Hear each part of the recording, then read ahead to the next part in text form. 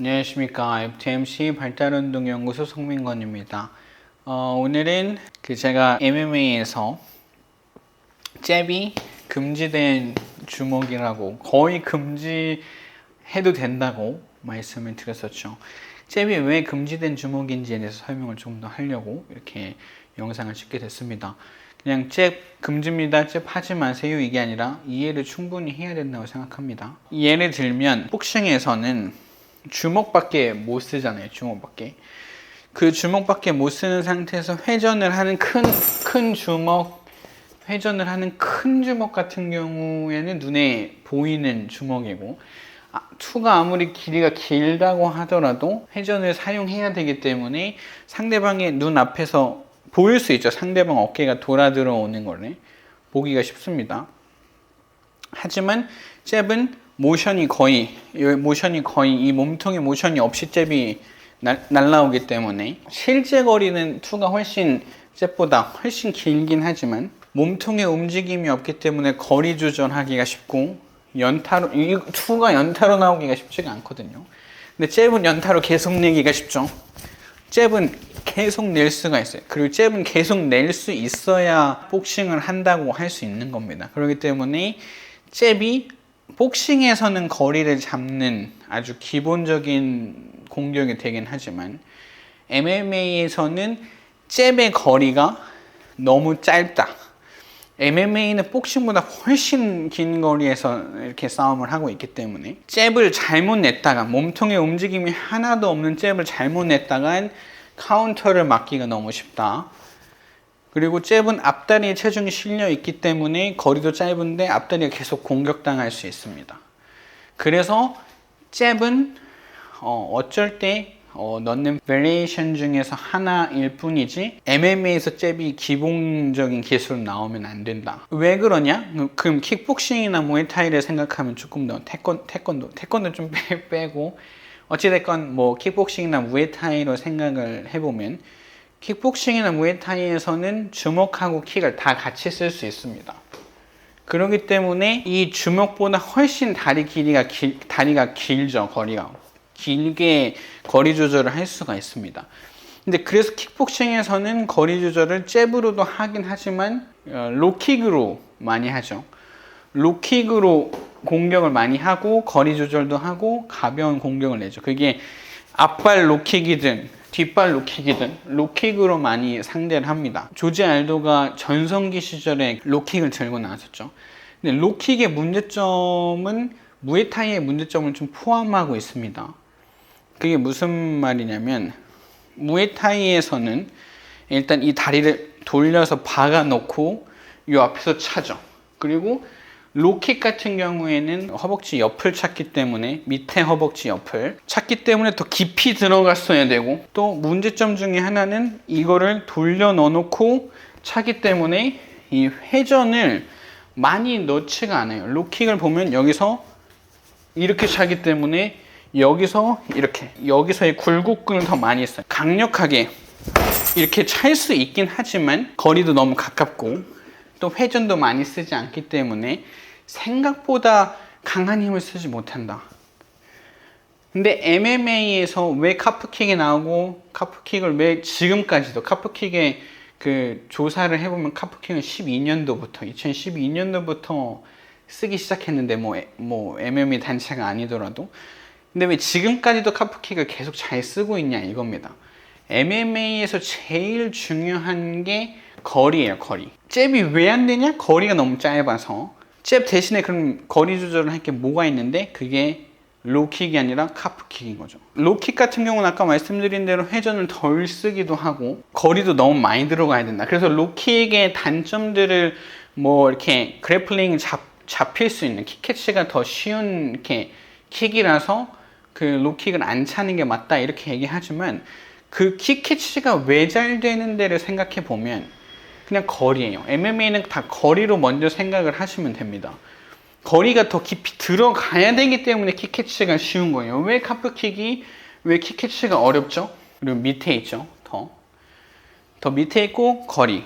만약에 미들킥, 그러니까 로킥보다 만약에 미들킥을 찬다고 했었을 때 미들킥이 킥캐치가 더 쉽죠. 그냥 이렇게 잡으면 되는 건데 로킥이 더 어려운데 미들킥이 더 쉬워. 왜? 거리도 더 가깝고 더 손으로 잡기가 더 쉬운 위치고. 그럼 하이킥은 킥캐치가 쉽냐? 하이킥은 킥캐치가 어렵죠. 더 가까이 들어가서 머리를 때리긴 하지만 손으로 킥캐치를 할 수 있지가 않아요. 그래서 하이킥은 이렇게 두 손으로 막아내는 행위들을 하는 게 막을 수밖에 없다. 많은 그래플러들이 킥을 섞는데 그냥 하이킥이나 킥 위에 상단을 때리는 킥을 찼을 때 넘어지게 되면 그게 아주 좋은 그래플링 상황이 이루어져요. 하이킥은 차라리 그래플링에 이렇게 뭐 나쁘지 않을 수 있죠. 뭐 좋을 수도 있고. 근데 이 로킥, 미들킥 자체는 킥캐치가 쉽고 거리가 애매하게 가까워요. 하이킥처럼 아예 차라리 가깝고 강력하게 때릴 수 있고 킥을 잡기가 어려운 거랑은 좀 다르게 로킥하고 미들킥은 킥캐치도 쉽고 거리가 가깝다, 애매하게. 그래서 확실히 잡히기가 쉬워요. 근데 카프킥은 모든 타격의 범주 안에서 제일 먼. 만약에 상대 다리가 이렇게 있고 내 다리가 이렇게 있는 상태에서 지금 보면 이 상태에서도 이 지금 무릎보다 정강이가 더 앞에 나와 있기 때문에 상대방의 정강이가 있다고 하면 상대방의 정강이보다 더 앞에 나와 있는 게 없어. 그러니까 제일 먼 상태에서도 쓸 수 있는 제일 먼 상태에서 쓰는 게 카프킥이에요. 제가 표현하기로 MMA의 잽이다 라고 충분히 얘기를 해도 됩니다. 이걸로 거리 조절을 해야 돼요. 카프킥을 봤었을 때 페레이라의 카프킥이 되게 유행이고 카프킥은 그렇게 차야 된다고 생각을 하는데 결코 그렇지 않습니다. 페레이라의 카프킥을 연구를 한다고 하면 페레이라의 카프킥은 페레이라가 뭐 이렇게 설명하면 그렇지만 성질이 좀 있어요. 그 성질이 있는 것 때문에 예전에 그 킥복싱 단체에서 하는 플레이들을 보면 난폭하게 하긴 하고 휘황찬란한 발차긴 하지만 그래플링이 그렇게 좋지 않기 때문에 요즘 뭐 훈련하고 있다고 하지만 그렇게 좋지 않기 때문에 이 MMA 특히 UFC에서의 킥과 뭐 타격을 되게 단순화했어요. 쓸 수 있는 무기를 좁혀놨습니다. 그래플링에 노출이 최대한 안 되는 것들로. 그렇기 때문에 페레이라가 운영을 하는 걸 보면 타이밍으로 운영을 해요. 타이밍으로. 카프킥을 차면서도 내가 그래플링에 노출이 전혀 안 되는 타이밍. 카프킥을 차면서도 내가 데미지를 전혀 안 입을 타이밍에만 상대방의 타격도 마찬가지고 그래플링도 그렇고 그거를 하나도 노출을 안 시키기 위해서 그런 카프킥이 나온 거예요. 페레이라라서. 제 말은 자꾸 카프킥을 찰 때 이렇게 몸을 돌리지 말고 페레이라처럼 이렇게 여기 무릎을 굽히고 이 고관절을 굽혀서 굽히는 스쿼트 같은 느낌으로 이렇게 차게 하는데 이 태도 자체가 페레이라라서 가능한 거고 또 두 번째로는 페레이라의 이 카프킥을 보더라도 페레이라가 여러 스킬을 많이 쓰지 않기 때문에 페레이라가 이 카프킥을 쓰는 타이밍을 보면 완벽한 타이밍입니다. 뭐 상대방 이쪽에서 이쪽으로 점점 걸어 나올 때 찬다거나 페레이라가 동작이 이렇게 되죠. 그래서 이렇게 조금 가서 거리 조절이 됐을 때 찬다거나 아니면 인사이드를 찬다거나 뭐 다시 아웃사이드를 찬다거나 이렇게 그 타이밍으로 계속 카프킥을 때려요. 그러기 때문에 그렇지 카프킥은 항상 페레이라처럼 이렇게 때려야 된다라고 생각하실 필요가 없습니다. 카프킥은 그냥 이렇게 차든 뭐 이렇게 차든 뭐 이렇게 차든 뭐 존 존스가 많이 썼던 앞다리가 무릎이 이렇게 앞다리 체중이 실려 있는 상태에서 이렇게 차든 아니면 이렇게 차든 무릎을 까서 무릎이 완전 뒤로 제껴지게 쓰는 그런 발차기들까지도 써도 돼요. 그게 제가 말하는 잽입니다. MMA에서의 잽. 그러니까 킥들, 이 하단 킥들이 먼저 많이 나와서 거리 조정하고 내 공격들을 조금씩 만들어 나가는 거지. 그래서 이 발차기들이 매우 되게 중요하다. 그리고 페레이라처럼 이렇게 할 필요가 없다. 왜? 몸을 돌려 넣더라도 이거나 이거나 속도가 뭐 그렇게 0. 몇 초 차이예요. 그렇게 많이 나지 않습니다. 그래서 카프킥을 차는 사람들을 보면 꼭 페레이라처럼 차지 않아도 돼요. 페레이라가 카프킥을 차는 거 보면 상대가 여기서 여기로 넘어올 때 차기 때문에 몸을 많이 돌려넣지 않아도 돼요. 그냥 여기서 상대방 여기로 오니까 그냥 그때 넣어주는 거거든요. 근데 만약에 상대가 여기 있다가 여기로 가는데도 난 카프킥을 넣고 싶다? 근데 이렇게 넣는다? 이거 말이 안 돼.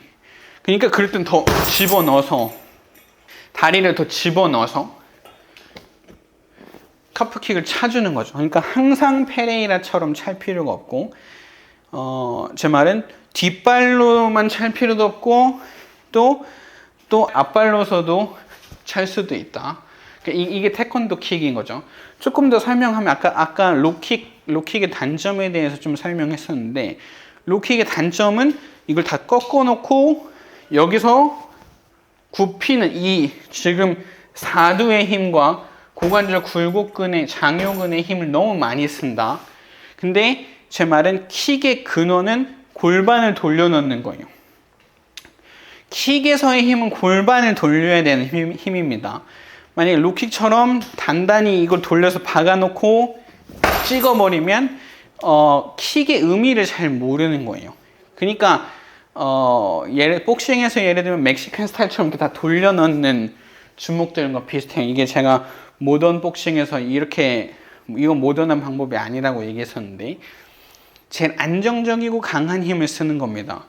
그래서 제가 생각하는 카프킥은 돌려 넣어도 상관이 없어요. 이렇게 차도 상관이 없어요. 그리고 골반을 많이 돌려 넣어도 상관이 없어요.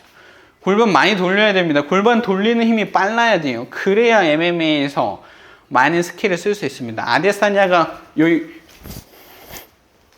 골반 돌리는 힘을 이걸로 페이크를 넣는 이유가 골반 돌리는 게 타격의 근원이에요. 그렇기 때문에 골반 돌려지는 카프킥을 차야 된다. 페레이라처럼 찰 필요가 없다. 되게 중요한 겁니다. 그거를 뭐 여기서부터 이만큼 돌릴 거냐, 뭐 이만큼 돌릴 거냐, 뭐 얼만큼 돌릴 거냐의 차이인 거지.